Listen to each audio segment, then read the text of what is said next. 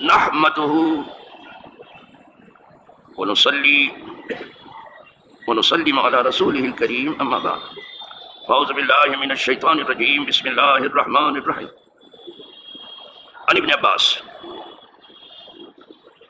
قال سجدة الصاد ليس من عزائم السجود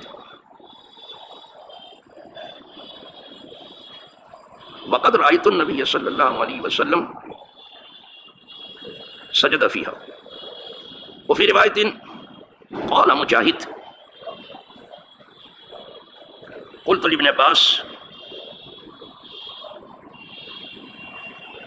سجدة في صاد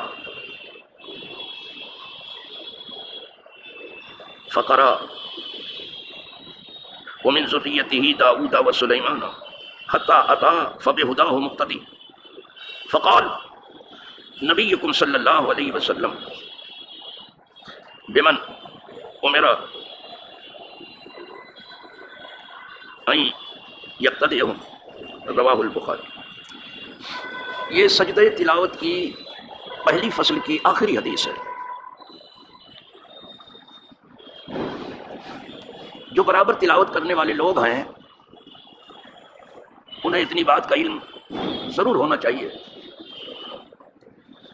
کہ سجدہ کل 14 ہے اور اتفاق سے سب کے نزدیک 14 ہی ہے۔ یہ اور بات ہے کہ کسی کے نزدیک سجدہ صاد اتنا ضروری نہیں ہے جتنا اور سجدے ہیں، جیسے امام شافعی اور امام اعظم کے نزدیک حج میں جو 2 سجدہ ہے، ایک دم آخر میں ایک سجدہ ہے، اس کے بارے میں امام اعظم کہتے ہیں کہ وہ سجدہ تلاوت نہیں ہے، سجدہ صلاتیہ ہے، نماز کا سجدہ ہے، اس لیے کہ اس میں رکوع کا تذکرہ ہے۔ کیا غضب کی نگاہ ہے امام اعظم کی! حج کے آخری سجدے میں جہاں سجدے کا حکم ہے اس سے پہلے رکوع کا حکم ہے، اور یہ آپ سمجھ لیں کہ سجدہ تلاوت میں رکوع نہیں ہے۔ تراویح میں بھی جو امام پڑھتا ہے رکوع کے بغیر سیدھے سجدے میں جاتا ہے، ایسا ہی ہے نا؟ کسی کی کھوپڑی بھی نہیں ہلتی، اس لیے کہ علم سے برائے نام ٹچ رہ گیا ہے۔ بہت کم علم لوگوں کے پاس دین کا رہ گیا ہے۔ تراویح میں جب امام پڑھتا ہے اور سجدہ تلاوت آتا ہے، کہتا ہے پہلی رکعت میں سجدہ ہے، کبھی کہتا ہے دوسری رکعت میں سجدہ ہے، اور صرف یہاں ہمارے اہل عجم کے لیے کہا جاتا ہے، عرب میں بالکل نام نہیں دیا جاتا، سیدھے سجدے میں جاتے ہیں، اس لیے کو سمجھتے ہیں کہ کیا پڑھ رہے ہیں، اور یہاں سمجھتے ہی نہیں۔ نہ سمجھنے کی وجہ سے ان کو جلدی کی پڑی ہے، سمجھنے کی وجہ سے ان کو اطمینان سے پڑھنے کی پڑی ہے، اس لیے کو سمجھتے ہیں۔ جو سمجھے گا اطمینان سے پڑھے، اور جو نہیں سمجھے گا دے دنا اتنے زبردست سجدے کرے گا کہ آپ گن نہیں سکو۔ مرغ بھی اتنی جلدی جلدی چونچ نہیں مارتا زمین پر دانے کے لیے جو سجدے میں دکھاتے ہیں جلدی۔ انا للہ و انا سجدہ تلاوت میں رکوع نہیں ہے، یہ بتا رہا تھا، وہاں چونکہ رکوع کا ذکر ہے سورہ حج کے بالکل آخر میں، تو وہاں امام شافعی کے نزدیک ہے، امام اعظم کے نزدیک نہیں ہے۔ ایک جگہ امام شافعی کے نزدیک نہیں، امام اعظم کے نزدیک ہے، سمجھ میں آیا؟ ایک جگہ امام اعظم کے نزدیک ہے، امام شافعی کی جگہ نہیں، سورہ صاد ہے، تو 14 سب کے ہوئے، 14 ان کے بھی ہوئے، 14 سب کے ہوئے۔ رہ گئے امام مالک کا معاملہ، امام احمد بن حنبل کے، یہ 3 امام ہو گئے، ان کے نزدیک جو ہے یہ بھی 14 سجدے ہیں، تو یہ صاد والا بھی ضروری ہے۔ صاد والے کے بارے میں بھی سنیں گے۔ وہ جو سورہ نجم کی بات پہلے اس میں آئی تھی، پہلی حدیث میں، کہ جس وقت حضور نے پڑھا خود حضور نے سجدہ کیا، سب مسلمانوں نے سجدہ کیا، مشرکوں نے سجدہ کیا، جنوں نے سجدہ کیا، کوئی باقی نہیں تھا جس نے سجدہ نہ کیا ہو۔ تو کچھ لوگوں کو داستان سرائی کی بڑی عادت ہے، جو بڑے عادی ہیں، کچھ عجوبہ ان کو بیان کرنے کے لیے چاہیے، کوئی کرشمہ۔ تو وہاں مشرکین کے بارے میں بتاتے ہیں کہ مشرکین نے اس لیے سجدہ کیا تھا کہ ان کے بتوں کا تذکرہ آیا تھا، فرأیتم اللات والعزی ومناۃ الثالثۃ الاخری۔ جب یہ کلام پاک میں آیا تو کہتے ہیں کہ شیطان نے اپنی طرف سے اتنا اور ملا دیا کہ تلک القرانیق العلی وان شفاعتہن لترتجی، یہ عزت والے وہ بڑے بلندی والے ہیں، یعنی بت لوگ، کہ شیطان نے اپنی طرف سے ملا دیا۔ وہ کچھ کتب سیر وغیرہ میں کچھ جگہ اس کا تذکرہ ہے، لیکن اس کی کوئی حقیقت نہیں، اس لیے کہ جب وہی اترتی تھی تو فرشتے پہرا لگا دیتے تھے، وہاں کوئی پر مار ہی نہیں سکتا تھا۔ مجال نہیں ہے کہ وہی اترنے کے موقع پر یہ کچھ ملا دے، لیکن کچھ لوگوں نے اس کا تذکرہ کیا۔ تو کتابوں میں کچھ چیزیں ایسی ملے گی کہ وہ نقلن بھی صحیح نہیں، عقلن بھی صحیح نہیں، نہ نقل اس کی حمایت میں ہے اور نہ عقل اس کا ساتھ ہے، روایت کر دیا۔ آج بھی آپ دیکھیں گے جس کا نام میڈیا ہے، کیا نمک مرچ مسالہ لگا، جہاں انڈا نہیں وہاں بچہ تو اڑائی دیں گے۔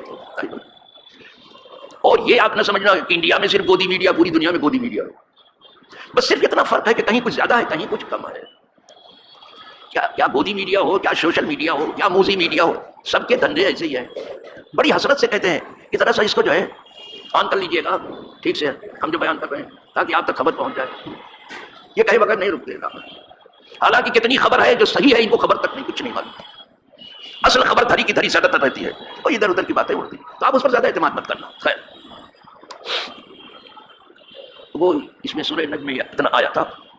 رہ گیا سورہ صاد میں جو امام شافعی کے نزدیک کہتے ہیں کہ اور سجدے جس کا کرنے کا حکم ہے، اتنا یہ ضروری نہیں ہے، منع نہیں کرتے کرنے سے. تو اسی کے بارے میں یہ حضرت عبداللہ ابن عباس کی حدیث سے آیا ہے، اسی حدیث کو سامنے رکھتے ہیں. اب میں پڑھتا جاؤں گا، تھوڑا سا اس کو کھولتا جاؤں گا. عبداللہ ابن عباس کہتے ہیں، یہ سید المفسرین ہے،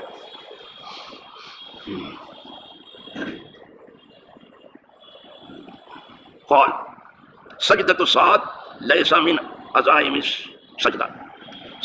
سورہ صاد میں جو سجدہ ہے جہاں حضرت داؤد علیہ السلام کی توبہ قبول ہوئی اور آپ سجدے میں گئے، سمجھے؟ تو کہا وہ جو سجدہ ہے پہلے ان سجدوں میں نہیں تھا کہ جن پر عمل کرنا بہت ضروری تھا، پہلے ان میں نہیں تھا. لیس من عزائم السجود. پھر کیا ہوا؟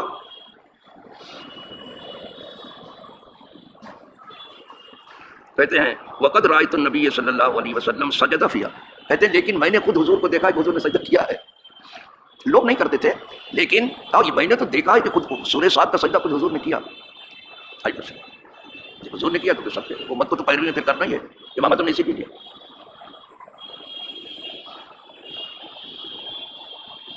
یہ تو ایک روایت میں ہے کہ میں نے دیکھا حضور کو کیسے. اب دوسری روایت لا رہے ہیں، وفی روایت، اور ایک روایت میں ہے قال مجاہد. ارے یہ بہت بڑے امام ہے، یہ جن کا نام مجاہد ہے، تابعی ہے، صحابی نہیں ہے، بہت بڑے فقیہ ہیں، بہت سی ہوش ہے، بہت سی علم ہے، بہت سی وجاہت ہے، بہت درجے والے ہیں امام مجاہد، بہت اونچے رتبے والے. امام مجاہد کہتے ہیں انہوں نے 3 بار تو قرآن شریف سنایا تھا عبداللہ ابن عباس کو. سمجھا کیا شان ہوگی صاحب ان کی. قال مجاہد قلت لابن عباس. حضرت عبداللہ ابن عباس رضی اللہ تعالیٰ عنہما سے ہم نے کہا کہ سجدۃ فی صاد، یہ سجدہ صاد کے بارے میں آپ کیا کہتے ہیں؟ دیکھا جو سورہ صاد میں سجدہ اس کے بارے میں کیا کہتے ہیں آپ؟ یہ سید المفسرین سے پوچھ رہے ہیں. تو انہوں نے کیا کیا حضرت عبداللہ ابن عباس نے؟ فقرا، تو انہوں نے قرات شروع کر دی. یہ نہیں کہا کہ ہے کہ نہیں، کچھ نہیں، قرات شروع کر دی. فقرا، پڑھا. اس لیے کہ کوئی بات اپنی عقل سے کرنا نہیں چاہتے تھے. یہ ہم لوگوں کو مرض ہو گیا اپنی عقل سے بتانے کو، کہہ دینا کہ فلاں جگہ آیا، فلاں جگہ آیا.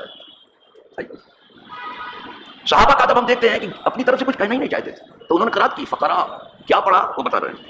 فقرا، تو انہوں نے قرات کی، یعنی پڑھا. کیا پڑھا؟ ومن ذریتہ داؤد و سلیمان و ایوب و یونس و موسیٰ و ہارون. وہ آیت پڑھی اور پڑھتے ہی چلے گئے اور لمبی قرات پڑھ ڈالی. ہم نے سوال کیا تو جواب میں قرات کی اور لمبی قرات پڑھ ڈالی.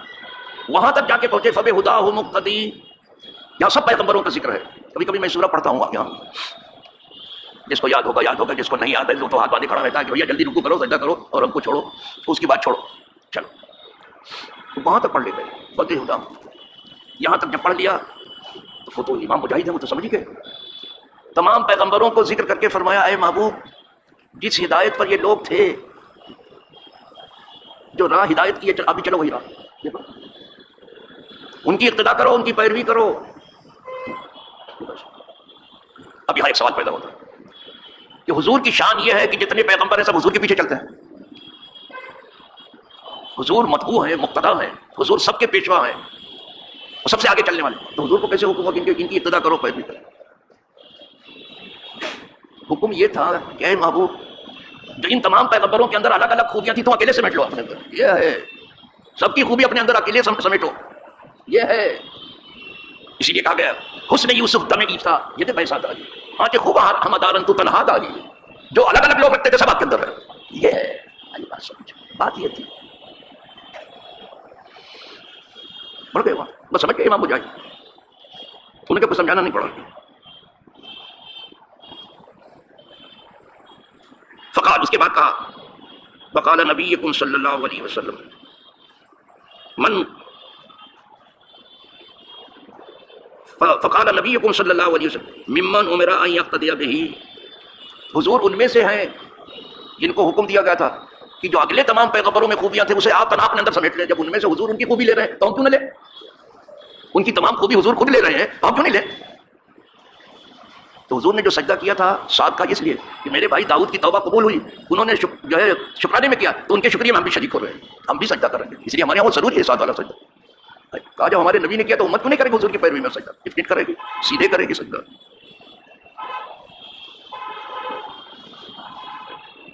اس کو امام بخاری نے. اب یہ پہلی فصل یہاں پہ ختم ہو گئی. بس سجدے کی صرف پہلی فصل. اس کے بعد ابھی سجدے کی دوسری فصل بھی ہے، سجدہ تلاوت. پھر اس کے بعد تیسری فصل بھی ہے، وہاں بھی جو کچھ اللہ کو منظور ہے آپ سیکھ لیں گے. لیکن یہ بات یہاں پہلی فصل کی یہیں پہ ختم ہوئی، کیونکہ فصل ختم ہوئی ہے، اللہ کا شکر ہے.